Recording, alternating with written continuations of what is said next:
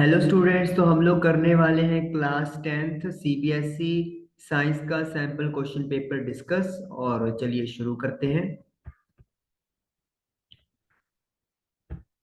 Okay, तो ये question paper आपके सामने है और आपको मेरी फोटो देखने की कोई जरूरत नहीं है, तो इसीलिए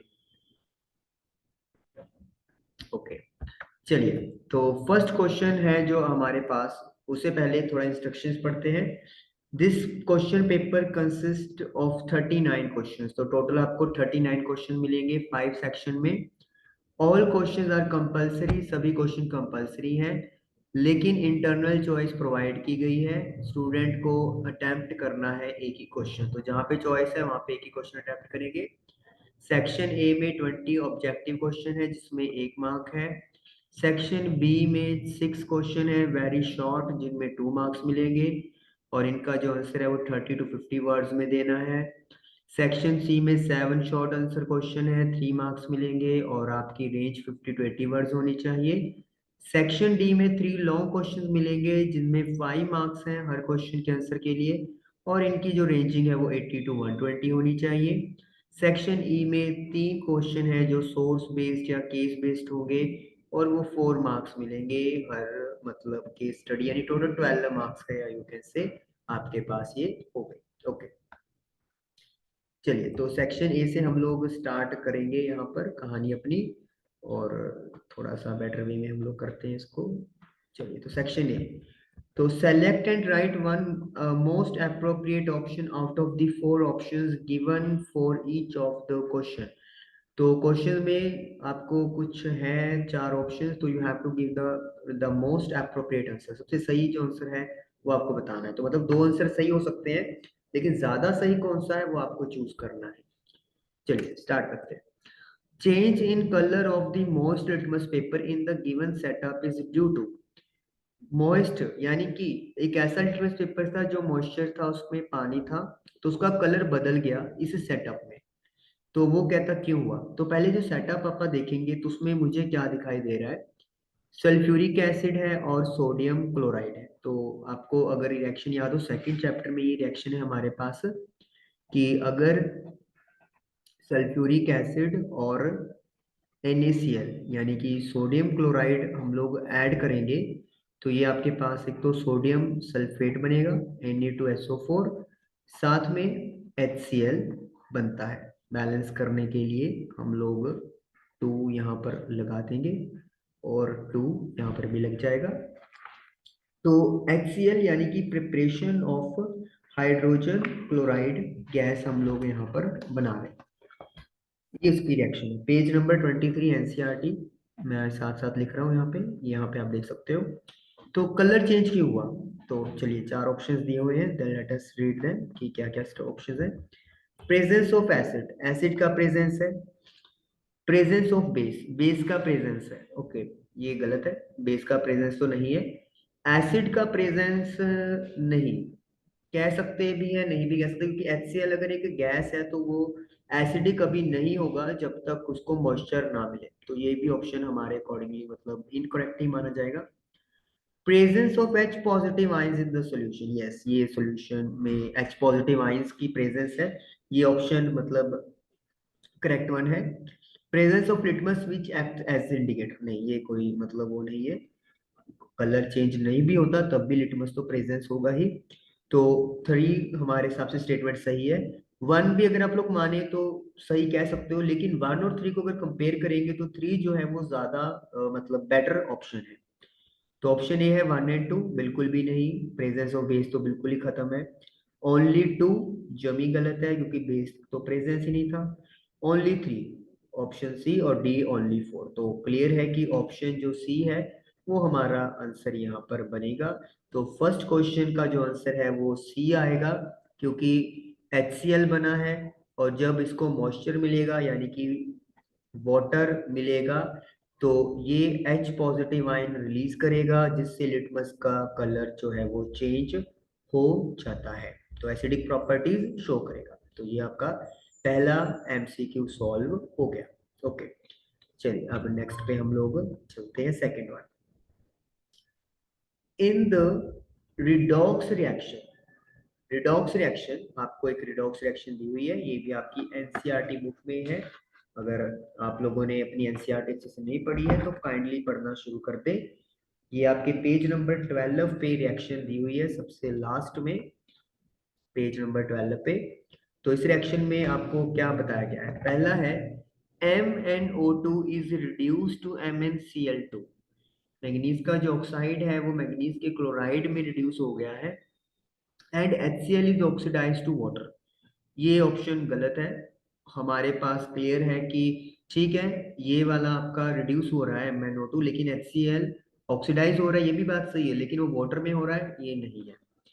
MnO2 इज रिड्यूस, ये बात तो सही है, and HCl is oxidise to HCl, ये स्टेटमेंट बिल्कुल ओके है, क्योंकि HCl ने क्या किया है, अपना हाइड्रोजन लूज किया है, और जब हाइड्रोजन का लूज होता है, हाइड्रोजन गवा दी जाती है, तो उसे भी ऑक्सीडेशन बोला जाता है। तो इसका मतलब क्या है, HCl ने हाइड्रोजन गवा दी तो क्लोरीन में बदल गया, तो इसका मतलब इसकी ऑक्सीडेशन हो रही है।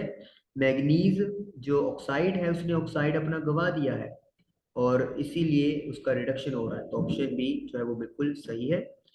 आगे चलते हैं, देखते हैं। सी है MnO2 इज ऑक्सीडाइज, ये तो गलत है। फोर्थ में भी MnO2 इज ऑक्सीडाइज, तो ऑप्शन सी और डी तो वैसे ही गलत हो जाते हैं, क्योंकि MnO2 ऑक्सीडाइज नहीं हो रहा है, ये रिड्यूस हो रहा है, तो ऑप्शन बी जो है वो हमारा आंसर जो है वो बनेगा। तो इसीलिए इस पे जो टिक लगेगी वो ऑप्शन बी पे टिक लगेगी। ओके, थर्ड वन पे चलते हैं। ओके, थर्ड वन में एक डायग्राम दिया हुआ है। डायग्राम में आपसे पूछा हुआ है which of the following is the correct observation of the reaction shown in the given setup। तो सही ऑब्जर्वेशन क्या है, अगर हम लोगों को ऊपर वाला सेटअप बना के दे दिया गया है। मैग्नीशियम रिबन, ये आपकी एनसीईआरटी का जो फर्स्ट चैप्टर है उसके फर्स्ट पेज पे ही, चैप्टर के अकॉर्डिंगली जो आप फर्स्ट पेज कर रहे हो, तो वहीं पे ये डायग्राम आपको दिख जाएगा। तो इसमें क्या चीज हो रही है, आपको पता होना चाहिए कि मैग्नीशियम का पाउडर लिया था, उस पाउडर को आपने ऑक्सीडाइज किया, वह हीट किया, तो मैग्नीशियम ऑक्साइड सॉरी बना, मैग्नीशियम है तो मैग्नीशियम ऑक्साइड यहाँ पर बनेगा, और जो कलर है वो व्हाइट कलर का पाउडर बनता है। लेट अस सी कि क्या आंसर हमारे पास ऑप्शंस दिए हुए हैं। Brown powder of manganese oxide is form, ये गलत है, ब्राउन पाउडर नहीं बनता है, व्हाइट बनता है। Colourless gas which turns lime water milky, गलत, लाइम वाटर को मिल्की कार्बन डाइऑक्साइड करती है, लेकिन यहाँ पे कोई कार्बन डाइऑक्साइड नहीं आ रही, तो ये भी ऑप्शन आपका गलत हो गया। Magnesium ribbon Burns with brilliant white light, ये बिल्कुल सही है। जो फ्लेम का कलर है वो बहुत ही अच्छा होता है, व्हाइट, डेजलिंग अट्रैक्टिव फ्लेम बनती है व्हाइट कलर की, तो option C is the right answer.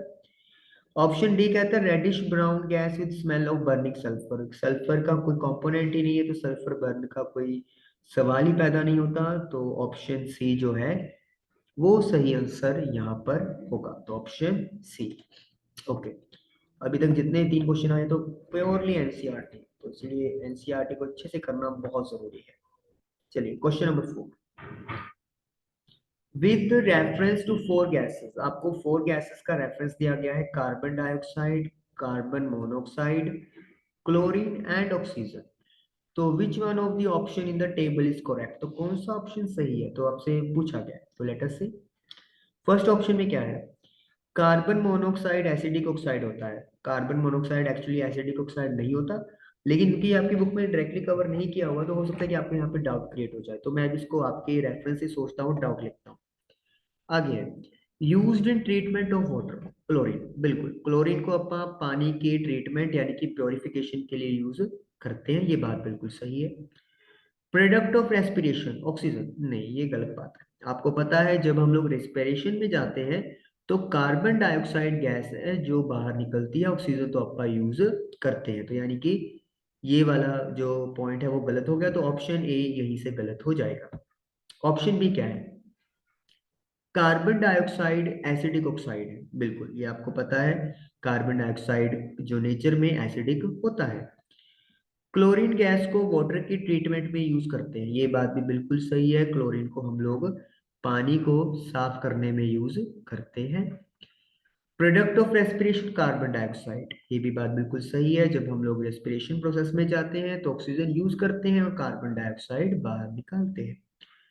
Product of incomplete combustion carbon monoxide, ये भी बात बिल्कुल सही है। अगर कार्बन प्रॉपरली नहीं जलता है तो CO2 प्रोड्यूस नहीं होती, कार्बन मोनोऑक्साइड प्रोड्यूस हो जाती है। तो ऑप्शन बी जो है वो आंसर में आएगा। लेकिन सी और डी को भी वेरीफाई करेंगे हम लोग। सी क्या है? CO2 एसिडिक ऑक्साइड है, बिल्कुल है। ट्रीटमेंट ऑफ वाटर ऑक्सीजन, यहीं से पॉइंट गलत हो गया। पानी के ट्रीटमेंट के लिए ऑक्सीजन का यूज नहीं किया जाता। और डी ऑप्शन में भी यही है कि ऑक्सीजन का यूज कर रहे हैं ट्रीटमेंट ऑफ वाटर, तो यानी कि ये वाला यहाँ पे गलत हो जाएगा। तो सी और डी ऑटोमेटिकली गलत चले जाएंगे। तो इस तरीके से क्वेश्चन नंबर 4, आप लोग अगर ऑप्शन में कंफ्यूजन भी हो जाओ तो सभी जगह घूम जाओ, आप अपने आंसर में क्लियर हो जाओगे। ओके, चलिए नेक्स्ट करते हैं। Question number 5, on placing a copper coin, एक कॉपर कॉइन आपने रखा है इन अ टेस्ट ट्यूब, एक टेस्ट ट्यूब में containing green ferrous sulphate solution, जिसमें फेरस सल्फेट सॉल्यूशन है जो ग्रीन कलर का होता है। It will be observe that ferrous sulphate solution, तो ये देखा गया कि फेरस सल्फेट सॉल्यूशन क्या होगा। तो हमने इसको मतलब कॉपर के साथ रिएक्ट करवाया है। तो ओके, पहले अपन रिएक्शन अपा देखते हैं। अब ये क्लियर है कि एक आपके पास एलिमेंट है और एक कंपाउंड है, तो डिस्प्लेसमेंट रिएक्शन हो सकता है या नहीं होगा, इसके अकॉर्डिंगली डिसाइड होगा। कॉपर जो है वो फेरस से आयरन से लेस रिएक्टिव है, तो उसका मतलब है यहाँ पर नो रिएक्शन होना चाहिए। कॉपर नहीं डिस्प्लेस कर पाएगा आयरन को, तो reaction should be no reaction. Let us study option. Turns blue and grey substance is deposited on the copper coin, ये गलत है। कलर नहीं चेंज होगा क्योंकि कोई रिएक्शन ही नहीं हो रही है। Turns colourless and grey substance is deposited on the copper coin, again गलत है। कलरलेस होने का कोई सवाल ही नहीं है क्योंकि रिएक्शन नहीं हो पा रहा है। टर्न्स कलरलेस, यहीं से ही इसको काटा लगा दो। Remains green with no change in the copper coin, yes ये मिल गया आंसर। ग्रीन ही रहेगा सोल्यूशन और कॉपर कॉइन में भी कोई चेंज नहीं आएगा क्योंकि जब रिएक्शन ही नहीं हो रहा तो कोई नया प्रोडक्ट बन ही नहीं सकता। इस तरीके से ऑप्शन नंबर डी यहाँ पर सही है। Okay, next one. Anita added a drop each of dilute acetic acid, acetic acid लिया है। मैं इसका फॉर्मूला यहाँ पे लिखना चाहूंगा, चाहे जरूरत पड़े ना पड़े, ताकि आप लोग को ये पता चलता रहे। CH3COH and diluted hydrochloric acid यानी कि HCl on pH paper, pH paper के ऊपर लिया एंड कंपेयर दी कलर्स, और उनके कलर कंपेयर किए। तो विच of the following is the correct conclusion, तो कौन सी बात सही है, चलिए देखते हैं। PH of acidic acid is more than that of hydrochloric acid, acidic acid का पीएच ज्यादा होगा हाइड्रोक्लोरिक एसिड से। ओके, पीएच की बात हो रही है। हमें ये पता होना चाहिए कि जितना ज्यादा एसिड स्ट्रॉन्ग होता है, पीएच की वैल्यू उतनी ही ज्यादा कम होती है। यानी कि एसिडिक अमाउंट अगर ज्यादा है तो पीएच की वैल्यू कम होती है। और एसिडिक का मतलब हो गया H पॉजिटिव के आइंस। अब अगर मैं इन दोनों को कंपेयर करूं तो HCl जो है वो ज्यादा डेंजरस एसिड है, मतलब इसमें H पॉजिटिव के आइंस ज्यादा होंगे, तो ऑटोमेटिकली इसका पीएच जो है वो कम होगा। तो अगर मान लो HCl का पीएच 1 है, सपोज कर लो, तो इथ एसिटिक एसिड का जो पीएच है वो लेट मी से कितना होगा, 4 होगा। ये मैं अपनी तरफ से एक बता रहा हूँ आपको कि हमें आंसर डिस्कशन करने में कोई प्रॉब्लम है। ये मैंने पीएच की वैल्यूज लिखी है, जितना स्ट्रॉन्ग एसिड उतना पीएच कम होगा। तो HCl एक स्ट्रॉन्ग एसिड है क्योंकि ये ज्यादा H पॉजिटिव आयन रिलीज करता है। तो अब पहला ऑप्शन क्या है, pH of acidic acid is more than that of hydrochloric acid, acid acetic acid का पीएच हाइड्रोक्लोरिक से ज्यादा है, बिल्कुल बात सही है। तो पहला ऑप्शन ही अपने मिल मैच हो गया। पर नेक्स्ट भी पढ़ेंगे, pH of acidic acid is less than that of hydrochloric acid, ये बात बिल्कुल गलत है। पीएच एसिडिक एसिड का कम नहीं है, ज्यादा है। Acetic acid dissociate completely in aqueous solution, acetic acid completely टूट जाता है आइंस में, ये बात गलत है। अगर वो कंप्लीटली टूटता फिर तो वो ज्यादा स्ट्रॉन्ग एसिड होता, वो कंप्लीट डिसोसिएशन में जा नहीं रहा, इसीलिए वो एक वीक एसिड है, तो ये भी ऑप्शन गलत हो गया। Acetic acid is strong acid, ये भी कंक्लूजन गलत है। HCl इज स्ट्रॉन्गर एसिड, तो ऑप्शन ए जो है वो आंसर में आएगा, सिक्स का ऑप्शन ए बनेगा। मैंने सॉल्यूशन जो है वो निकाले हुए हैं, तो आप एक बार इसका जो सॉल्यूशन है वो भी चेक कर लेंगे। ओए ओनली, यस ओनली ए ही लिखा हुआ है, तो आंसर हमारा बिल्कुल ओके है। ठीक है, चलिए सेवंथ पे अब चलते हैं हम लोग, देखते हैं सेवंथ क्वेश्चन में हमारे लिए क्या है। Formulae of 4 organic compounds are shown in below. तो 4 ऑर्गेनिक कंपाउंड्स के फॉर्मूले आपको दिए हुए हैं, तो आपको ऑप्शन करेक्ट चूज करना है। चलिए देखते हैं क्या क्या ऑप्शन है। पहले मुझे यहाँ पे ऑप्शन ढूंढने पड़ेंगे कि क्या क्या ऑप्शन है। ओके, तो मेरे स्ट्रक्चर, ओके लेट मी से थोड़ा मेरे को जूम आउट करना पड़ेगा ताकि एक ही पेज पे वो हो जाए। चलिए अब सही है। तो फर्स्ट ऑप्शन है A and B are unsaturated hydrocarbons. A और बी अनसैचुरेटेड हाइड्रोकार्बन्स है। ए और बी बिल्कुल भी नहीं है, क्योंकि आपके पास हाइड्रोकार्बन का मतलब ही ये होता है कि अकेले कार्बन और हाइड्रोजन ही होने चाहिए, लेकिन बी में ऑक्सीजन भी चला गया, तो इसलिए पहला ऑप्शन तो यहीं से गलत हो गया कि जो बी वाला कंपाउंड है वो एक हाइड्रोकार्बन ही नहीं है। तो बी को तो इधर ही, मतलब इधर ही काटी लगी ऑप्शन ए को। तो C and D are saturated hydrocarbon. Okay, यहाँ पे भी वही सीन है, सैचुरेटेड हाइड्रोकार्बन। हाइड्रोकार्बन तो ऑक्सीजन का क्या काम है, तो यानी कि ये ऑप्शन भी गलत हो गया। हाइड्रोकार्बन में सिर्फ कार्बन और हाइड्रोजन आने चाहिए। सही बात है कि सी में सिर्फ कार्बन और हाइड्रोजन ही आ रहे हैं, लेकिन एंड वर्ड है तो मतलब डी में भी यही होना चाहिए था, लेकिन डी में ओ भी आ गया, तो इसलिए ये हाइड्रोकार्बन की कैटेगरी से बाहर है। Addition of hydrogen in presence of catalyst changes A to C. अगर हम लोग हाइड्रोजन को ऐड कर दें कैटालिस्ट की प्रेजेंस में, तो ए सी में बदल जाता है। ओके, ए में अगर मैं हाइड्रोजन ऐड करूंगा, ये मेरे पास है ethene CH2 double bonded CH2, और मैं इसको हाइड्रोजन, मतलब हाइड्रोजन ऐड कर रहा हूँ, तो क्या होगा, बिल्कुल एडिशन रिएक्शन होगी। एक हाइड्रोजन चला जाएगा इस वाले कार्बन पे, सिंगल बॉन्ड हो जाएगा, और एक चला जाएगा इधर, तो CH3 हो जाएगा। And when I will form it structure, तो हर कार्बन के साथ तीन तीन हाइड्रोजन जुड़ जाएंगे, और कार्बन कार्बन के बीच में सिंगल बॉन्ड बनेगा। तो यस, ये ऑप्शन जो है वो बिल्कुल सही है। सी, ए से सी में ही बदलेगी कहानी, तो बिल्कुल इथीन से इथेन बन गया है। Addition of potassium permanganate changes B to D. अगर मैं पोटाशियम परमैंगनेट ऐड कर दूं बी में, तो वो डी में बदल जाएगा, ये गलत है। अल्कोहल कार्बोक्सिलिक एसिड में बदलता है, कार्बोक्सिलिक एसिड इथानॉल में नहीं बदल सकता in the presence of potassium permanganate, तो ये स्टेटमेंट गलत हो गई। बेसिकली अगर मुझे एसिड को अल्कोहल में बदलना है तो रिडक्शन प्रोसेस में जाना पड़ता है, लेकिन पोटाशियम परमैंगनेट एक ऑक्सीडाइजिंग एजेंट होता है, तो इसीलिए ये जो चीज है डी ऑप्शन गलत हो गया। तो ऑप्शन सी जो है वो बिल्कुल फिट आ रहा है, सही है हमारे पास। Okay, next, in the given transverse section of the leaf identify the layers of the cells where maximum photosynthesis occur. तो हमें ये बताना है कि इस कहाँ पे सबसे ज्यादा फोटोसिंथेसिस, जहां पर फूड बनता है, वो कहाँ पे हो रही है। 1 2 3 एंड 4, तो 4 पॉइंट्स की बात की है। तो मैं आपके सामने एनसीईआरटी बुक का वो पेज शेयर करूंगा जहाँ पे ये डायग्राम हमारे सामने है, ताकि समझाने में ज्यादा आसानी रहे। चलिए, तो मैं आपके साथ शेयर करता हूँ यहाँ पर। तो ये डायग्राम है जो बेसिकली आपके पेपर में, सैम्पल पेपर में दिया हुआ है। तो आप अगर देखोगे तो जो ऊपर वाला पार्ट है वो वैक्सीक्यूटाइल या फिर अपर एपिडर्मिस हो गया, सेकंड वाला पार्ट क्लोरोप्लास्ट है, थर्ड वाला पार्ट एयर स्पेसिस है, और लास्ट जो पार्ट है वो आपका एक गार्ड सेल्स या फिर we can say lower epidermis की बात की गई है।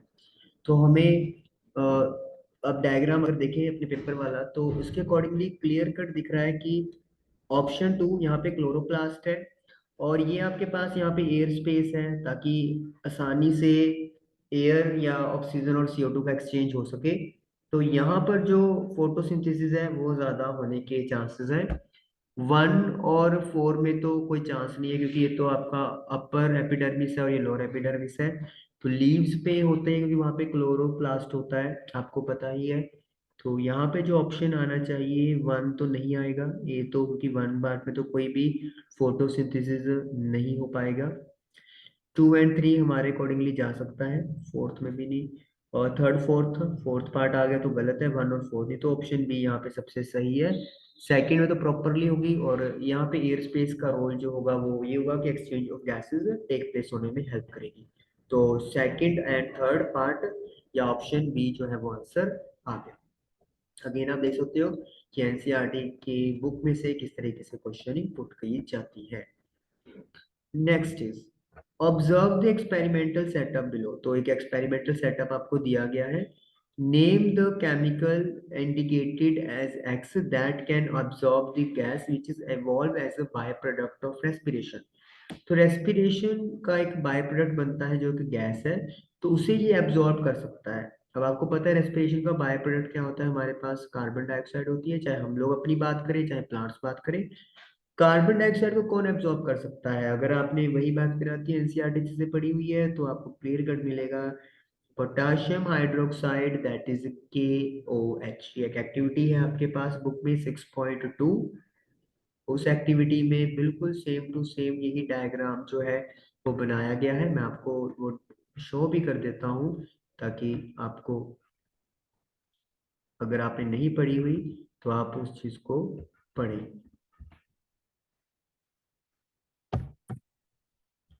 अभी आपके सामने आ जाएगा, तो ये आप देख सकते हो, ये वाले इस पेज पे है वो, ये एक्टिविटी 6.2। पोटाशियम देख सकते हो आप, एक्सपेरिमेंटल सेटअप, ये डायग्राम है ये आपके पास। विद पोटाशियम हाइड्रोक्साइड ये कार्बन डाइऑक्साइड को ही एब्जॉर्ब करता है। Potassium hydroxide is use to absorb carbon dioxide, तो ये आपका आंसर आएगा। और यही आंसर उन्होंने आपसे पूछा था, तो option B is the right answer. Okay, चलिए नेक्स्ट वन देखते हैं। Question number 10। If a tall pea plant is crossed with a pure dwarf pea plant, okay, आपने एक टी पी प्लांट को क्रॉस करवाया है प्योर ड्राफ्ट। प्योर का मतलब क्या हो गया कि उसके पास दोनों टी क्या होंगे, स्मॉल होंगे। और टॉल का मतलब ये हो सकता है कि दोनों ही टी कैपिटल हो सकते हैं, या एक टी कैपिटल और एक टी स्मॉल, तभी वो टॉल है, एक तो कैपिटल टी होना ही चाहिए। What percentage of F1 and F2 generation represent will be tall?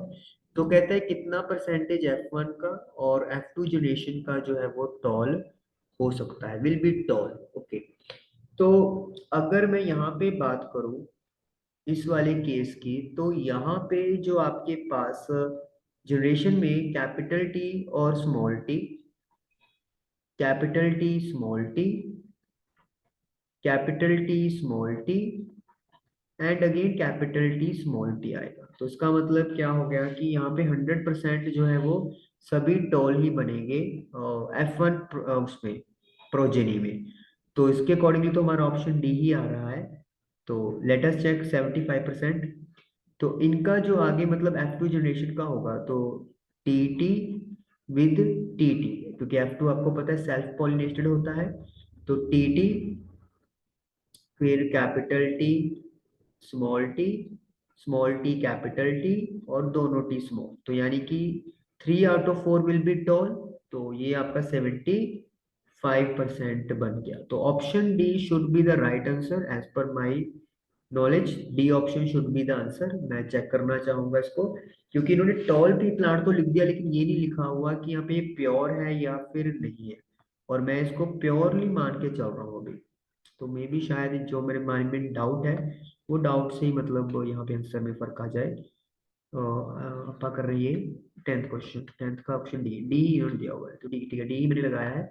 तो डी ही जो है वो आंसर आएगा, लेकिन हालांकि यहाँ पे थोड़ा सा मैं खुद भी कहूँगा फिर भी जो T P toll P plant है वो इन्होंने मेंशन करना चाहिए था कि प्योर है या फिर यहाँ पर इस वर्जन का है, क्योंकि फिर आंसर में हमारे चेंजेस आता।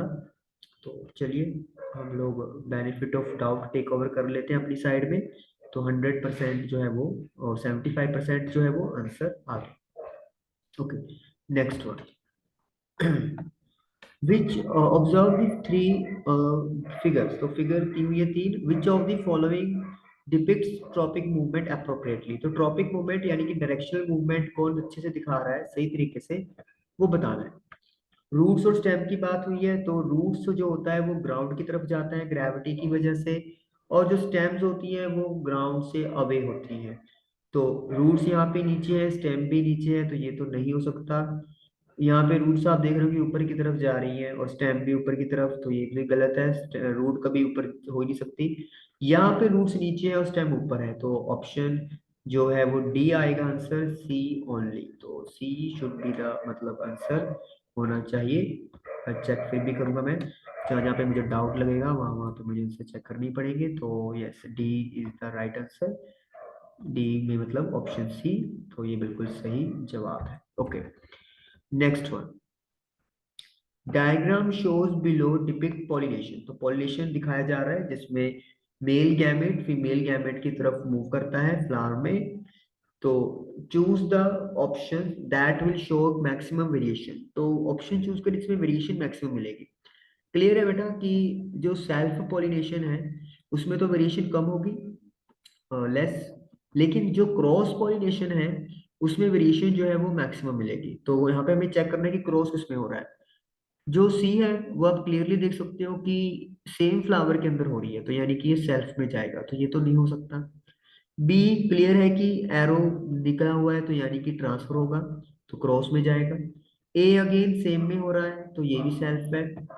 और डी अगेन एरो बना हुआ है, तो ये भी क्रॉस है। तो बी एंड डी यानी कि मेरे अकॉर्डिंगली ऑप्शन बी आना चाहिए, बी एंड डी। तो option B should be the right answer.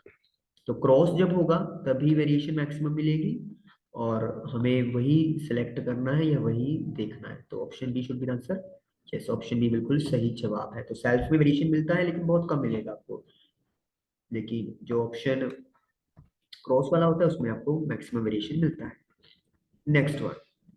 Complete circuit is left on for several minutes. एक सर्किट है जिसमें करंट फ्लो कर रहा है, उसको काफी मिनट के लिए रख दिया, causing the connecting copper wires to become hot. और वायर जो थी वो हॉट हो गई, copper wire. Temperature of the wire increase, wire का टेम्परेचर बढ़ेगा। The electrical resistance of the wire, तो रेजिस्टेंस पे क्या असर पड़ेगा, तो इट विल इंक्रीज, इंक्रीज होगा। ठीक है, अब यहाँ पे समझना है आपको। ये तो पता है कि टेम्परेचर चेंज करने पर जो कंडक्टिविटी है या फिर जो रेजिस्टेंस है वो वायर्स की चेंज होती है, लेकिन अगर अपन मेटल्स की बात करेंगे तो ये जो रेजिस्टेंस है वो इंक्रीज हो जाता है, करंट फ्लो करना और भी डिफिकल्ट हो जाता है अगर टेम्परेचर बढ़ता है। तो इसका answer should be C, increase आएगा। सी इंक्रीजेस बिल्कुल सही आंसर है। लेकिन हालांकि ये थोड़ा सा मैं यहाँ पे बोलूंगा कि इन्होंने क्वेश्चन गलत पुट किया, क्योंकि हमारे पास अभी आपके लेवल के लिए ये कोई इन्फॉर्मेशन नहीं दी हुई थी उन्होंने कि क्या होता है अगर टेम्परेचर चेंज होता है। बस ये लिखा हुआ कि वेरिएशन होती है, लेकिन ये नहीं लिखा हुआ कि इंक्रीज होता है या क्या होता है। ओके, चलिए 14 question. Copper wire is held between the poles of a magnet. Copper wire को मैग्नेट के पोल्स में रखा हुआ है, तो आप देख सकते हो ये वायर है और ये नॉर्थ साउथ पोल के बीच में रख दी है वायर आपने। तो उसके बाद आपसे क्या पूछ रहे हैं, current in the wire can be reverse. Wire के अंदर करंट रिवर्स किया जा सकता है। Okay, the pole of magnet can also be change over. जो मैग्नेट के पोल्स हैं, in how many way of the four direction shown can the force act on wire। तो कहता है कि चार डायरेक्शन जो आपको दिखाई गई है, नॉर्थ वेस्ट साउथ ईस्ट, तो उनमें से कितनी डायरेक्शन में जो फोर्स है वो वायर के ऊपर एक्ट कर सकती है। ओके, सोचने वाला क्वेश्चन। देखिए, हमारे पास जो करंट है वो आपका लाइक दिस ऐसे अगर फ्लो कर रहा है, तो इट मीन्स हम लोग ये कह सकते हैं कि जो डायरेक्शन है करंट की उसके अकॉर्डिंगली ये भी अपना एक नॉर्थ पोल और साउथ पोल इनका जनरेट हो जाएगा। जो करंट है वो मैग्नेटिक फील्ड के यहाँ पर वी कैन से कि क्या आ रहा है, परपेंडिकुलर आ रहा है। तो इस हिसाब से आप कह सकते हैं कि ये इस डायरेक्शन में जो है वो फोर्स एक्सपीरियंस करेगा। करंट की अगर डायरेक्शन आप रिवर्स कर देंगे तो फिर उस केस में भी जो फोर्स है वो एक्सपीरियंस होगी, लेकिन जो फोर्स एक्सपीरियंस होगी वो रिवर्स हो जाएगी क्योंकि आप करंट क्या डायरेक्शन चेंज कर रहे हो। तो एक तो ये हो गया कि आपके पास ये वायर है, आप समझिए इस चीज को कि अगर मेरे पास वायर में से करंट इस डायरेक्शन में फ्लो कर रहा है तो लेट मी से उस पर कोई फोर्स लग रही है F1, और अगर मैं डायरेक्शन पलट दूंगा करंट की तो फोर्स तो लगेगी, लेकिन अब डायरेक्शन रिवर्स हो जाएगी तो उसको मैं क्या मानूंगा, F2 मानूंगा, एक नई फोर्स। अब उन्होंने बोला कि मैग्नेट पोल्स भी अपन चेंज कर सकते हैं, यानी कि नॉर्थ साउथ साउथ नॉर्थ हो सकता है। तो यानी कि एक तो केस ये हो गया कि इस डायरेक्शन में अपनी फोर्स लग रही है, तो इसका मतलब क्या है कि मान लो सपोज अभी जैसे अपना करंट ऐसे फ्लो कर रहा था और इधर नॉर्थ था इधर साउथ था, इधर नॉर्थ था इधर साउथ था। अब मैंने करंट इसको ऐसे रखा, लेकिन पोल्स मैंने इंटरचेंज कर दिए, तो अगेन यू विल सी कि एक नई फोर्स लगेगी, डायरेक्शन चेंज हो जाएगी। क्यों? क्योंकि अभी आपने जो पोल्स हैं वो इंटरचेंज कर दिए। फिर मैंने करंट जो है वो इस डायरेक्शन में रखा, क्योंकि करंट की डायरेक्शन बदल सकते हैं अपन, लेकिन जो पोल्स थे वो मेरे नॉर्थ साउथ नॉर्थ हो गए। तो आप देख सकते हो कि करंट जो है और मैग्नेटिक फील्ड की डायरेक्शन बदलने से हम लोग टोटल 4 तरीके से जो फोर्स है वो एक्सपीरियंस करवा सकते हैं वायर को। तो आई थिंक जो आंसर है वो मेरे हिसाब से तो यहाँ पर 4 आना चाहिए, ऑप्शन डी, कि 4 अलग अलग डायरेक्शन से जो फोर्स है वो एक्सपीरियंस कर सकता है। दो तो हो गई due to change in direction of current, और दो हो गई due to change in the magnetic poles. और बाकी मैं आंसर यहाँ पे फिर भी कंफर्म करूंगा, 14। ओहो, बी, आइदर नॉर्थ और साउथ। ओके, तो ऑप्शन बी आ रहा है यहाँ पे, नॉर्थ और south.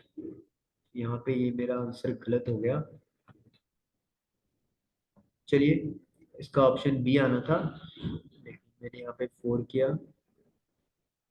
In how many of the 4 directions shown can the force act on the wire, north और साउथ?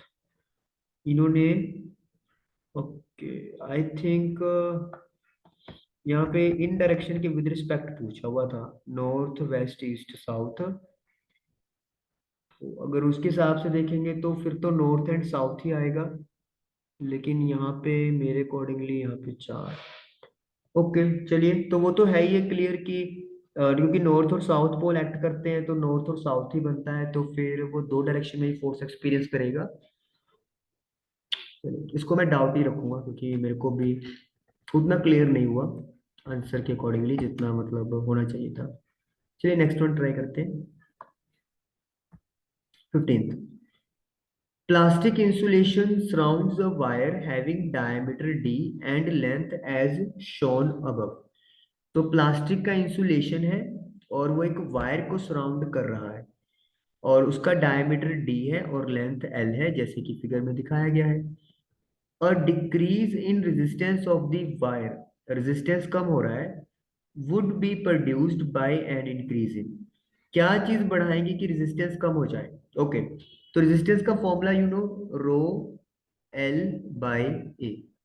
तो मुझे रेजिस्टेंस कम करनी है, तो उसके लिए मेरे पास 3 तरीके क्या हो गए, या तो मैं रेजिस्टिविटी कम कर दूं, लेंथ वायर की कम कर दूं, एरिया ज्यादा कर दूं। एरिया मतलब रेडियस या फिर डायमीटर को बढ़ा दूं। तो पहला है कि इंक्रीज करना है मुझे, तो लेंथ इंक्रीज करेंगे? नहीं, लेंथ तो हमें कम करनी पड़ेगी। अगर रेजिस्टेंस अपन कम करना चाहते हैं, रेजिस्टेंस कम करना चाहते हैं तो लेंथ कम करनी पड़ेगी, लेकिन ये इंक्रीज पूछ रहे हैं। डायमीटर, यस, डायमीटर जो है वो आंसर अपना आ सकता है।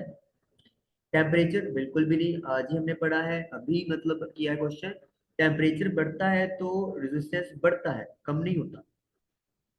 Thickness of the plastic insulation, plastic की इंसुलेशन से कोई कॉन्टैक्ट नहीं है, वो तो हमें इलेक्ट्रिक शॉक से बचाने का काम कर रही है, रेजिस्टेंस के साथ इसका कोई कनेक्शन नहीं है।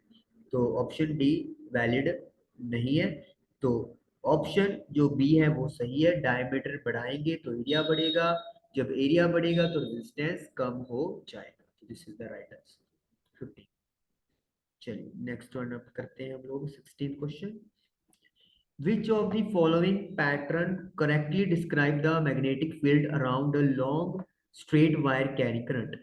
आपके पास एक स्ट्रेट वायर है जिसमें से करंट फ्लो कर रहा है और मैग्नेटिक फील्ड इसके अराउंड जनरेट होगा। तो बताना है कि इनमें से कौन सा चारों में से पॉइंट सही है। पहले तो मुझे ये पता होना चाहिए कि राइट हैंड थंब रूल लगा के मैं मैग्नेटिक फील्ड की जब डायरेक्शन पता करूंगा तो वो क्या बनते हैं, कंसेंट्रिक सर्कल्स बनते हैं। एक स्ट्रेट कंडक्टर में से जब करंट फ्लो करता है तो जो मैग्नेटिक फील्ड बनता है वो सर्कल्स बनते हैं जो कंसेंट्रिक होते हैं। तो सर्कल्स की शेप में मैग्नेटिक फील्ड बनेगा। तो अब देखते हैं कि क्या क्या ऑप्शन है। Straight lines perpendicular to the wire, गलत है, लाइन स्ट्रेट नहीं बनती, कंसेंट्रिक सर्कल्स बनते हैं। Straight line parallel to the wire, गलत है।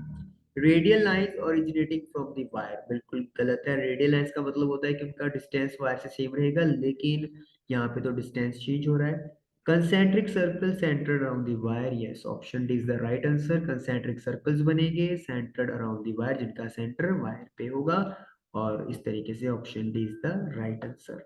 ओके, चलिए चेक कर लेते हैं। 16th का डी है और 15th का बी है, बिल्कुल सही आंसर हमारा। तो सेक्शन ए हमारा खत्म हो गया। अब बात कर लेते हैं हम लोग सेक्शन बी की। तो 17 to 20 question assertion reasoning base है। तो असर्शन और रीजन दो स्टेटमेंट दी हुई है, तो आंसर करना है क्वेश्चन को ऑप्शन सही चूज करते हुए। ए ऑप्शन करेंगे अगर असर्शन और रीजनिंग दोनों सही है और रीजन जो है वो सही एक्सप्लेनेशन किया गया है ए का। बी ऑप्शन को सिलेक्ट करेंगे अगर असर्शन और रीजन दोनों ही सही है लेकिन आर जो है वो एक्सप्लेनेशन करेक्ट नहीं दे रहा ए की। सी, ए अगर सही है लेकिन आर रीजन गलत है। डी कहता है ए गलत है लेकिन आर सही है। चलिए, तो हमने चारों स्टेटमेंट रीड कर ली, तो उसके हिसाब से अपना आंसर देने में आसानी रहेगी। चलिए फर्स्ट क्या है, तो याद रखें हमें हमारा फर्स्ट क्वेश्चन नंबर 14 जो है वो डाउटेड है मेरे पास, अभी मेरे को उसका आंसर करेक्टली मैं नहीं बता पाया हूँ।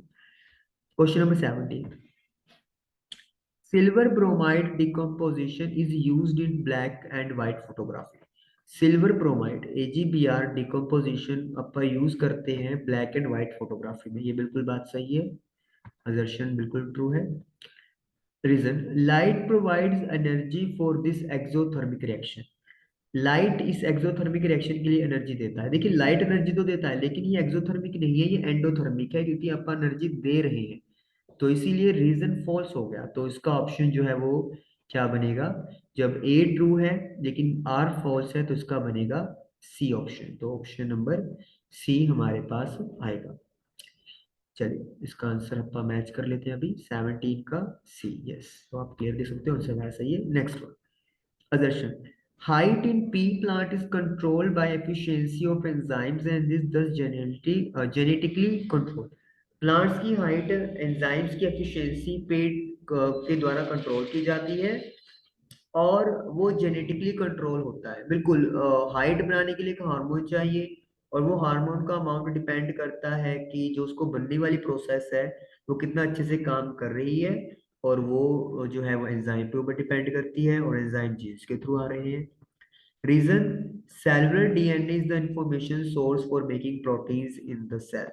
जो सेलुलर डीएनए है वो इंफॉर्मेशन सोर्स है प्रोटीन बनाने का सेल के अंदर। तो आई थिंक ये दोनों ही जो है वो मेरे नॉलेज में सही है, और ये इसका जो है वो करेक्ट इंफॉर्मेशन भी जाना चाहिए, तो मैं ऑप्शन ये यहाँ पे करना चाहूंगा, हालांकि फिर भी चेक करना चाहिए मुझे। A, both A and R true and R is yes, तो आंसर हमारा सही है टीम का। दोनों ही स्टेटमेंट बिल्कुल सही है और रीजन प्रॉपर एक्सप्लेनेशन है, तो ये ए आएगा। Okay, amphibians can tolerate mixing of oxygenated and deoxygenated blood। Amphibians जो पानी पे और लैंड दोनों पे रहते हैं वो ऑक्सीजन और डीऑक्सीजेनेटेड ब्लड की मिक्सिंग टॉलरेट कर सकते हैं। यस, ये बात सही है, they can tolerate. Amphibians are animals with two chamber heart. Amphibians के दो चैम्बर हर्ट होता है, नहीं, एम्फीबियंस के पास 3 चैम्बर हर्ट होता है, तो ये स्टेटमेंट फॉल्स है, तो इसका ऑप्शन भी सी आएगा। Amphibians are 3 chamber heart, fish होती है जिसके पास 2 चैम्बर हर्ट होता है। तो let me check the answer, 19 का सी, यस बिल्कुल सही आंसर है हमारा। Next one, on freely suspending a current carrying solenoid, एक करंट कैरिंग सोलेनोइड है, आपने उसको फ्रीली सस्पेंड कर दिया, it comes to rest in geographically north south direction, तो वो नॉर्थ साउथ डायरेक्शन में रेस्ट पे आ जाएगी, ये बात बिल्कुल सही है, ट्रूथ है। One end of current carrying solenoid behaves as a north pole, एक एंड नॉर्थ पोल की तरह बिहेव करता है, and other act as south pole just like a bar, तो ये भी बिल्कुल सही है। जब आप एक सॉलिनोइड में से करंट पास करते हो तो वो एक बार मैग्नेट की तरह काम करता है, उसका एक एंड नॉर्थ पोल बनता है और दूसरा एंड साउथ पोल बन जाता है, just like a bar magnet. तो दोनों स्टेटमेंट सही है, और जो रीजन है वो असर्शन का करेक्ट एक्सप्लेनेशन है, तो ऑप्शन ए यहाँ पे मेरे अकॉर्डिंगली बनना चाहिए। Yes, A is the right answer. Both assertion and reason are true, and R is the correct explanation of A. तो ये सेक्शन ए अब खत्म हुआ है हमारा, ये सेक्शन ए के अंदर ही आया है 20, तो इस तरीके से ये भी हमारा डन। नेक्स्ट आ गया सेक्शन, वेरी शॉर्ट, क्लियर किया हमने। चलिए, first question, 21st, clear solution of slaked lime is made by dissolving calcium hydroxide in an excess of water। Slate lime का क्लियर सॉल्यूशन तैयार किया गया कैल्शियम हाइड्रोक्साइड को पानी में घोल के, पानी ले लिया बहुत सारा और उसमें डिसॉल्व कर दिया। This solution is left expose to air, और इस सॉल्यूशन को हवा में खोल के रख दिया, ऐसे खुला रख दिया। Solution slowly goes milky as a faint white precipitate form, और सॉल्यूशन धीरे धीरे मिल्की कलर का हो जाएगा और वाइट प्रेसिपिटेट बन जाएगा।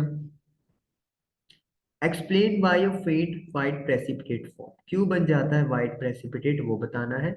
Support your response with help of chemical equation, बड़ा सिंपल आंसर है। जब कैल्शियम हाइड्रोक्साइड पानी में आपने ले लिया, तो इसको मैं इक्वेशन लिख देता हूँ, डिसॉल्व करके आप इसको ऐसे ही रख देते हो एयर में खुला, तो वो एयर के अंदर जो कार्बन डाइऑक्साइड होती है उसके साथ रिएक्ट करता है और calcium carbonate plus water form करता है। ये जो कैल्शियम कार्बोनेट है, यही व्हाइट कलर का जो पीपीटी है वो हम लोगों को दिखाई देता है। तो व्हाइट पीपीटी बनता है कैल्शियम कार्बोनेट का, और उसी वजह से जो कलर है वो मिल्की हो जाता है। जो उन्होंने रिएक्शन की बात की इक्वेशन की, वो आप इक्वेशन ये लिखोगे और एक्सप्लेन कर देंगे। Carbon dioxide that is present in the air reacts with calcium hydroxide, carbon dioxide present in the air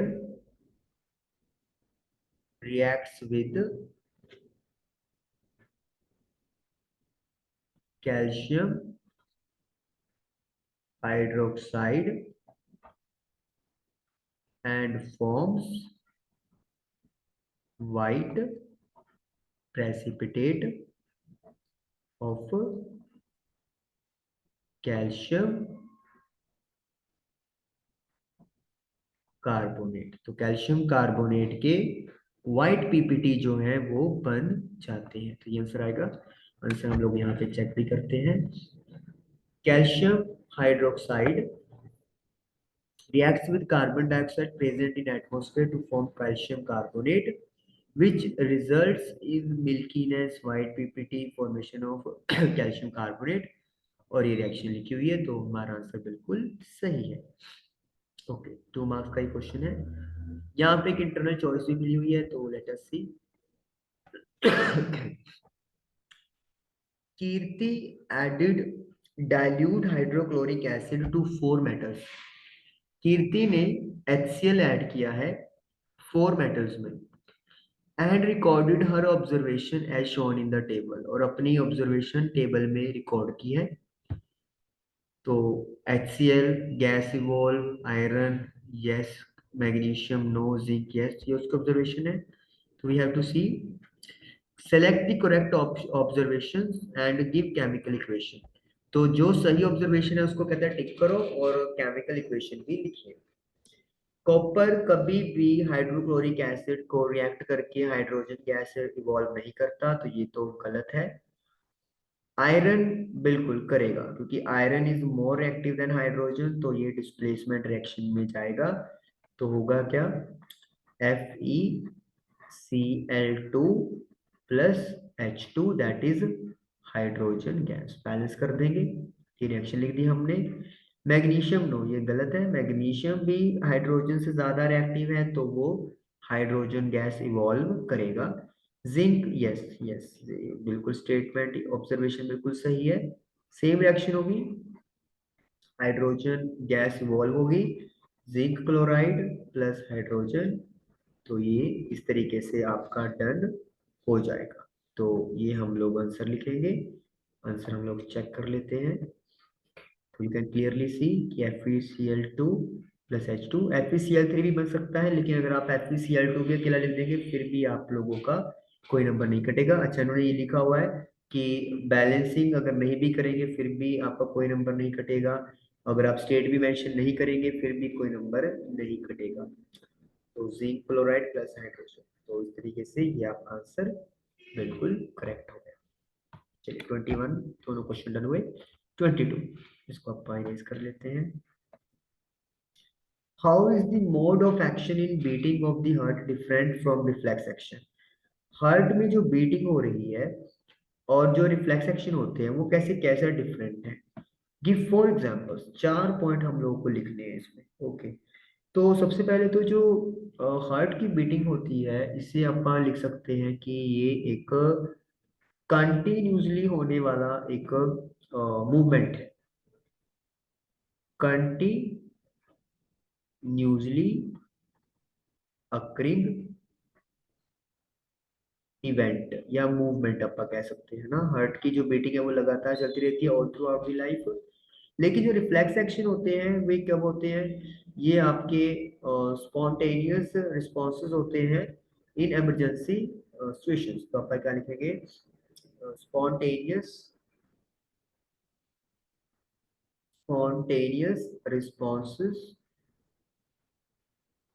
towards stimulus। Stimulus ज्यादा शब्द मैं बेटर यूज करूंगा, क्योंकि जोली की रिफ्लेक्स एक्शन सिर्फ इमरजेंसी के टाइम पे ले, जैसे अपने माउथ में पानी आ जाता है अपने आप ही, तो वो भी रिफ्लेक्स एक्शन का एक पार्ट है।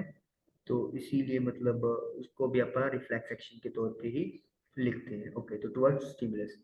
Okay, second one. और ये जो बीटिंग ऑफ हार्ट है ये मतलब नॉर्मल रेट पे चलता है, वी कैन से स्लोअर होते हैं या फिर मतलब रिदम में चलते हैं। लेकिन जो रिफ्लेक्सेशन है वो क्विक होते हैं, तो अपन वी कैन से कि बीटिंग ऑफ द हार्ट जो है वो एक नॉर्मल मूवमेंट है। लेकिन जो रिफ्लेक्स एक्शन है वो बहुत ही ज्यादा जल्दी होता है, क्विक रिस्पॉन्स होता है, quick response we can say. Okay, next और point beating of the heart. और क्या आएगा हमारे पास, हालांकि दोनों ही इन्वॉलेंटरी का पार्ट है, बीटिंग ऑफ द हार्ट भी और रिफ्लेक्स एक्शन भी। 3.4 पॉइंट दिमाग में कुछ और नहीं है। ओके, जो बीटिंग ऑफ द हार्ट है वो प्योरली किसके थ्रू कंट्रोल होगी, ब्रेन के थ्रू। लेकिन जो रिफ्लेक्स एक्शन है उसको कौन कंट्रोल करेगा, मेरा स्पाइनल कोड करता है। तो रिफ्लेक्स एक्शन का जो मतलब परफॉर्मेंस है वो स्पाइनल कोड के हाथ में होता है, तो स्पाइनल कोड आएगा इसका मतलब जो बॉस है। लेकिन जो हार्ट की बीटिंग है उसको कंट्रोल ब्रेन करेगा। 3 पॉइंट आ गए। एक पॉइंट और अपन मतलब सोच सकते हैं अगर दिमाग में आ जाए हमारे। चलिए सॉल्यूशन ही देख लेते हैं, क्योंकि ज़्यादा टाइम फिर हमारा चल रहा है। होते चलिए, उन्होंने तो पॉइंट पिछड़ी लगा रखी है। चलिए लेट अस सी, मैं यहाँ पे थोड़ा सा क्लियर कर दूँ। तो बीटिंग ऑफ हार्ट है, involuntary action are action which are not controlled by our will, ये हमारी विल के मतलब नहीं होता। Reflex action are sudden action in response to something, तो ये डेफिनेशन में आ गया कि इनवॉलेंटरी है, हमारी इच्छा में नहीं है। रिफ्लेक्स एक्शन जो है वो एक सडन रिस्पॉन्स होता है जो स्टिमुलस की तरफ दिया जाता है। They do not need any kind of stimulus. Okay, इनको किसी भी एक्सटर्नल मतलब ट्रिगरिंग की जरूरत नहीं है, ये अपने आप होते रहता है। लेकिन अगर रिफ्लेक्स एक्शन नहीं होना है तो स्टिमुलस की रिक्वायरमेंट होती है। यस, ये पॉइंट बहुत अच्छा है। These action regulated by brain, these are regulated by spinal cord. तो ये मतलब अपन ने डिस्कस किया, ये पॉइंट भी आ गया। They do not involve skeletal muscles, तो स्केलेटल मसल यहाँ पे इन्वॉल्व नहीं होते। यहाँ पे स्केलेटल मसल्स इन्वॉल्व होते हैं। हार्ट बीटिंग में आपको पता है कार्डिक मसल्स का रोल होता है, लेकिन रिफ्लेक्स एक्शन में हमारे बॉडी पार्ट्स को मूव करना होता है, तो स्केलेटल मसल का रोल चलता है। These action perform throughout one's life, ये उम्र भर चलते रहेंगे। These action produce in response to an event of an emergency, लेकिन ये सिर्फ इमरजेंसी के टाइम पर ही मतलब प्रोड्यूस होते हैं, तो ये भी एक अच्छा पॉइंट हमारे सामने आया। दीज एक्शन में बी क्विक और स्लो।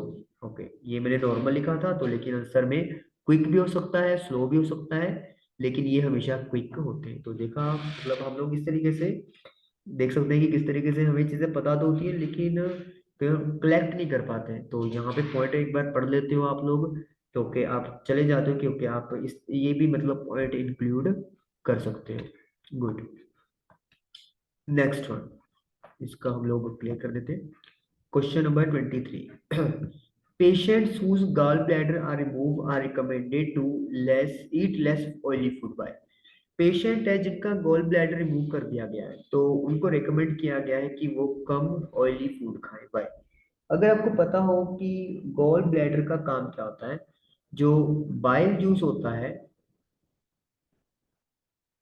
वो इसके अंदर स्टोर होता है, गॉल ब्लैडर के अंदर। ये डायग्राम था आपकी बुक में, वहां पे मतलब पता चलता है, थ्योरी में नहीं है। मैं आपके सामने रिप्रेजेंट भी करता हूँ। तो अब गॉल ब्लैडर का काम क्या है? उसका काम है बाइल जूस को स्टोर करना। तो आपका क्वेश्चन आ रहा होगा कि फिर बाइल जूस का क्या रिलेशन है? बाइल जूस जो होता है वो फैट को ब्रेक डाउन करता है। ये रहा, ये आप देखिए, ये बाइल डक्ट है, ये लीवर है। लीवर बाइल जूस प्रोड्यूस करता है, और बाइल डक्ट के थ्रू कहाँ पे जाएगा वो? गॉल ब्लैडर, जो कि बाइल स्टोर कर रहा है। और ये बाइल जो मतलब स्टोर हो रहा है, वो क्या करेगा? एज पर रिक्वायरमेंट जो भी ऑयली फूड खाया होगा उसको वो डाइजेस्ट यानी कि ब्रेक डाउन करेगा। अब ये वाला जो गोल ब्लैडर है वो निकाल दिया गया है। तो यानी कि इसका मतलब क्या होगा कि यहाँ पे कोई भी बाइल जूस स्टोर नहीं होगा, साथ साथ कंज्यूम होता जाएगा। तो फिर जो ऑयल वाला फूड है उसको डाइजेस्ट करने में ज्यादा दिक्कत होगी, तो इसीलिए उनको एडवाइस किया जाता है कि वो लेस ऑयली फूड खाएं। देखते हैं इसका आंसर इन्होंने क्या लिखा हुआ है। इसको पानी को हटाना पड़ेगा। Gall bladder stores bile which helps in emulsification of lipids, जो मतलब फैट के बड़े बड़े पार्टिकल्स को स्मॉलर वन में तोड़ता है। In the absence of stored bile emulsification of fat will be negligible. अगर गॉल ब्लैडर ही नहीं होगा तो बाइल जूस नहीं है, बाइल जूस नहीं है तो इमल्सिफिकेशन यानी कि ब्रेक डाउन नहीं हो पाएगा। That fat digestion will be slow, तो फैट डाइजेशन नहीं हो पाएगी। इसलिए जिसमें फैट ज्यादा होती है ऐसा फूड नहीं लेना चाहिए। तो वही आंसर है जो हमने डिस्कस किया है, लिख सकते हैं। Question number 24। Name the substances other than water, पानी को छोड़ के और सब्सटेंसेस का नाम बताइए that are reabsorb during urine formation, जो रीअब्सॉर्ब कर लिए जाते हैं यूरिन फॉर्मेशन में। बड़ा आसान है, glucose, amino acids and salts, और मेजर अमाउंट ऑफ वाटर था, तो वाटर तो उन्होंने खुद बता दिया। तो तीन ये चीजें और हैं जो फॉर्मेशन के टाइम, यूरिन फॉर्मेशन के टाइम बॉडी रीअब्सॉर्ब कर लेती है। What are the two parameters that decide the amount of water that is reabsorbed in the kidney? दो पैरामीटर्स बताइए जो डिसाइड करते हैं कि पानी का कितना अमाउंट किडनी के अंदर मतलब रीअब्सॉर्ब होगा। तो पहला तो पॉइंट यही है कि how much waste material to be dissolve, कितना वेस्ट मटेरियल डिसॉल्व करना बाकी है। मतलब जितना ज्यादा वेस्ट मटेरियल बॉडी के अंदर बनेगा उतना ही उसको डिसॉल्व करने के लिए वाटर का अमाउंट ज्यादा चाहिए। तो कितना वेस्ट मटेरियल है बॉडी के अंदर जिसको कि डिसॉल्व करना है। और second, how much excess water is in the body. दूसरा पॉइंट क्या है कि बॉडी के अंदर कितना एक्सेस यानी कितना एक्स्ट्रा वाटर है। अगर पानी के अंदर, अगर बॉडी के अंदर पहले ही पानी है तो फिर वो ज्यादा उसको, पानी को रीअब्जॉर्ब नहीं करता, और अगर पानी कम है तो वो रीअब्जॉर्ब ज्यादा करेगा। तो ये दो पॉइंट है जिन पे डिसाइड होता है कि पानी का अमाउंट रीअब्जॉर्ब कितना जाएगा। चलिए पर इनका भी देख लेते हैं answer. Glucose, amino acid and salt. ठीक है, तो Na2 लिखने हैं, एक नंबर मिलेगा हर लिखने के लिए।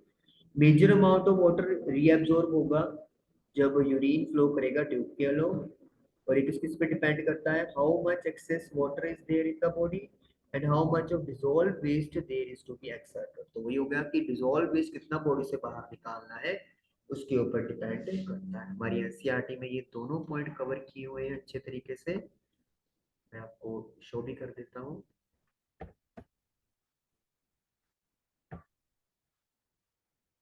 यहाँ पर 19 पेज नंबर पे ये आप देख सकते हो, वही पेज मेरे सामने खुल गया है।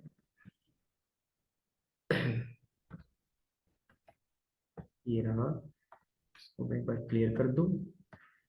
Yeah, the amount of water reabsorbed depend on how much waste, excess water is there and how much of dissolved waste there to be excreted। और reabsorb वाला हो गया glucose, amino acid, salt and a major amount of water. तो मतलब सारा answer यहाँ पे है आपके पास। अच्छे तरीके से अगर आपने पढ़ी है बुक तो आपको ये आंसर देने में कोई प्रॉब्लम नहीं होगी। चलिए नेक्स्ट वन ट्राई करते हैं हम। 25th question. तो एक आपके सामने डायग्राम है, state the phenomena observe in the above diagram. तो कौन सा फिनोमिना दिख रहा है? एक तो व्हाइट लाइट जो है वो 7 कलर्स में स्प्लिट हो रही है, तो जाहिर सी बात है डिस्पर्जन ही होगा। हालांकि रिफ्लेक्शन भी होगा, लेकिन फिनोमिना तो अपन डिस्पर्जन ऑफ व्हाइट लाइट ही लिखेंगे। Dispersion of white light, 7 colours में वो टूट रही है। व्हाइट लाइट सन से आई। Explain with reference to the diagram which of the two lights mentioned above will have the higher wavelength।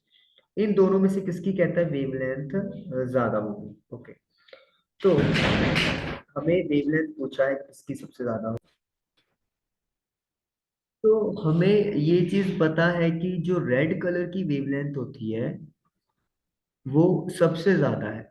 मतलब वी कैन से कि रेड कलर की वेवलेंथ सबसे ज्यादा है और वायलेट की सबसे कम होती है, या ब्लू की मतलब रेड से कम होगी। तो जब नीचे आते जा रहे हैं तो वेवलेंथ कम होती जा रही है।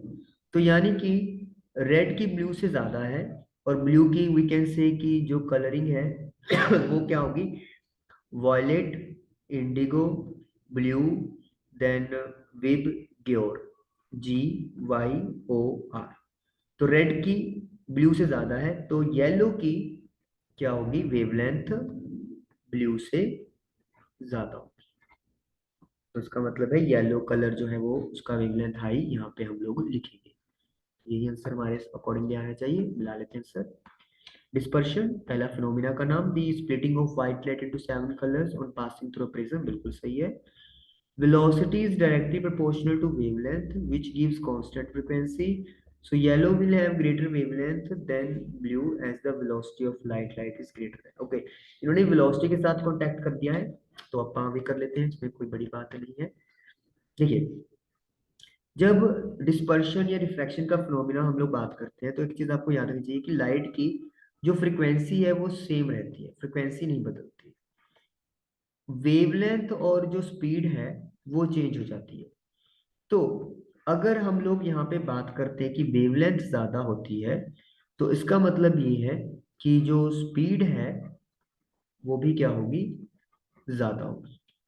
तो यहाँ पे क्लियर है कि आपका जो येलो लाइट है उसकी जो वेवलेंथ होती है वो ज्यादा है, या स्पीड जो है वो उसकी ज्यादा है, क्योंकि वो कम बेंड कर रही है। वी कैन से स्पीड जो है वो येलो लाइट की ज्यादा है, क्योंकि वो बेंडिंग उसकी कम हो रही है एज कंपेरेटिव टू ब्लू। तो अगर इसकी स्पीड ज्यादा है तो फिर इसकी वेवलेंथ भी क्या होगी, ज्यादा होगी। तो इस तरीके से आपका आंसर येलो बन जाएगा। मतलब अगर वेलोसिटी के साथ कांटेक्ट करेंगे तो हमारा आंसर ये आएगा कि blue light is bending more as comparatively to yellow। It means velocity of yellow light is more, so its wavelength will also be higher than blue light. Okay, तो ये तो हमारा डन हो गया। अब चलते हैं नेक्स्ट इसके 25th के सेकंड पार्ट की तरफ। इसमें हमें एक ऑप्शन चॉइस दी है। How will you use two identical prism so that a narrow beam of white light incident on one prism emerges out of second prism as white light। कैसे आप prisms को रखोगे ताकि जब एक नैरो लाइट व्हाइट की आ रही है पहले प्रिज्म पे, तो दूसरे से जब वो बाहर निकले तो व्हाइट लाइट की तरह निकले। तो ये आपको पता है कि एक प्रिज्म को अगर हम लोग इस तरीके से रखते थे तो सेकंड प्रिज्म को हमें इन्वर्टेड पोजीशन में रखना होता था। तो यहाँ पे क्या होता था, आपकी व्हाइट लाइट आती थी तो वो 7 कलर्स में स्प्लिट हो जाती थी, लाइक दैट। इसका डायग्राम आपके एनसीईआरटी में बना हुआ है। तो फिर क्या होगा, जब ये 7 कलर्स जो है वो अगले मतलब प्रिज्म से निकलेंगे,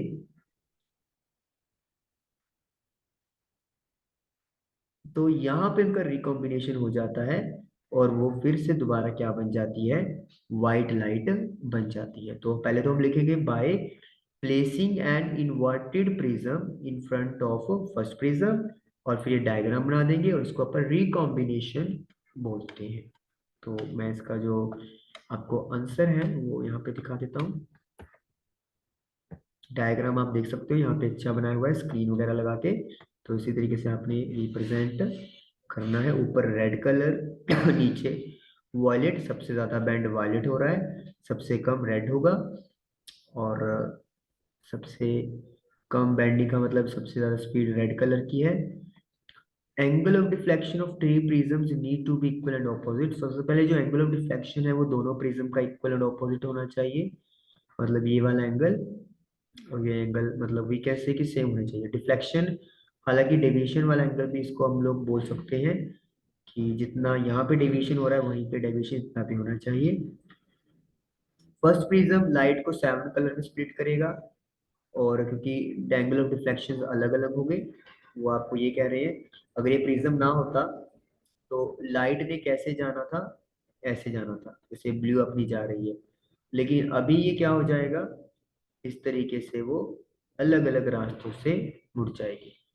तो ये वो कहना चाह रहे हैं कि जो लाइट है वो डिफ्लेक्शन एंगल्स अलग अलग पे ट्रेवल करेगी, लेकिन जब सेकंड प्रिज्म से पास होगी तो फिर वो एक सिंगल रे बन जाएगी और कलर मिल जाएंगे और एक आपको व्हाइट लाइट दोबारा ऑब्जर्व होगी। ये बेसिकली प्रिज्म एंगल होता है, और डिफ्लेक्शन एंगल लाइक दिस ऐसे मतलब आपका क्रिएट होता है। तो ये डिफ्लेक्शन एंगल इसकी बात कर रहे हैं कि ये इक्वल एंड ऑपोजिट होने चाहिए। ऑपोजिट क्यों लिखा, क्योंकि यहाँ पे जो आपका प्रिज्म है वो इन्वर्टेड पोजीशन में रखा हुआ है। नेक्स्ट 126 देखते हैं। इस सेक्शन का लास्ट क्वेश्चन है, A lot of waste is generated in neighborhood। आपके आस पड़ोस में बहुत वेस्ट मटेरियल जनरेट हो गया है। However, all of it is biodegradable। लेकिन ये सारा बायोडिग्रेडेबल है, मतलब डिकम्पोजेबल है। What impact will it have on the environment और human health? तो क्या इम्पैक्ट होगा इन्वायरमेंट और ह्यूमन हेल्थ के ऊपर। देखिए, एक तो अगर हमें पता है कि कोई चीज़ डिकम्पोजेबल होती है तो उससे जब डिकम्पोजिशन होता है तो फॉल स्मेल प्रोड्यूस होती है, बहुत ही मतलब गंदी स्मेल आती है क्योंकि वो डिकम्पोजिशन में जा रहा होता है। और सेकेंडली जो है कि बैक्टीरिया, फंजाई वगैरह का जो मतलब आपका माइक्रो ऑर्गेनिजम्स का जो नंबरिंग है वो इंक्रीज हो जाएगा, क्योंकि इसको डिकम्पोज यही करेंगे डिकम्पोजर्स। तो उससे क्या है, बीमारियां फैलने के चांसेस ज्यादा होते हैं, तो डिसीजेज होने के ज्यादा मतलब चांसेस है। ये दो फैक्टर्स हैं जो मतलब इन्वायरमेंट के ऊपर असर कर सकते हैं। आगे अपन चेक कर लेते हैं क्या लिखा हुआ है। Excess, okay, excess generation of biodegradable harmful है। कैसे, डिकम्पोजिशन एक स्लो प्रोसेस होता है बिल्कुल, जिससे कि फॉल स्मेल हो जाती है और गैसेस बनती हैं, तो ये वही फॉल स्मेल हो गया। It can be the breeding ground for germs that create unhygienic condition, और वही बात होगी, जर्म्स वहाँ पे मतलब अपना प्रोसेस करेंगे ब्रीडिंग का, और वो अनहाइजीनिक मतलब अनहेल्थी कंडीशन प्रोड्यूस करेंगे, डिसीजेस फैलने के बहुत ज़्यादा चांसेस हो जाएंगे। सेक्शन बी हमारा यहाँ पर खत्म हुआ। तो आज हम लोगों ने सेक्शन ए और सेक्शन बी जो है वो डन किया। 26 क्वेश्चन डन हुए एंड आई होप कि आप लोगों को क्लियर हुआ होगा। एक क्वेश्चन में जो है वो अभी भी डाउट है, जो डायरेक्शन वाला है।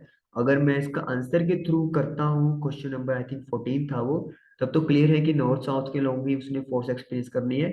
लेकिन एज अ होल अगर मैं क्वेश्चन की बात करूँ तो वो क्वेश्चन मेरे अकॉर्डिंगली 4 डायरेक्शन बन रहा है। तो okay, otherwise questions are good, question अच्छे हैं, लेकिन एनसीईआरटी के थ्रू ही है, तो काइंडली एनसीईआरटी को अच्छे तरीके से पढ़ें, बार बार पढ़ें, और जितना ज़्यादा कर सकते हैं उतना अच्छा करें। तो सेक्शन ए और बी के हमने डिस्कस कर लिए। नेक्स्ट सेशन में हम लोग नेक्स्ट सेक्शन के करेंगे। Till then thank you, good bye, और तैयारी करते रहिए क्योंकि अभी भी मौका है। Thank you.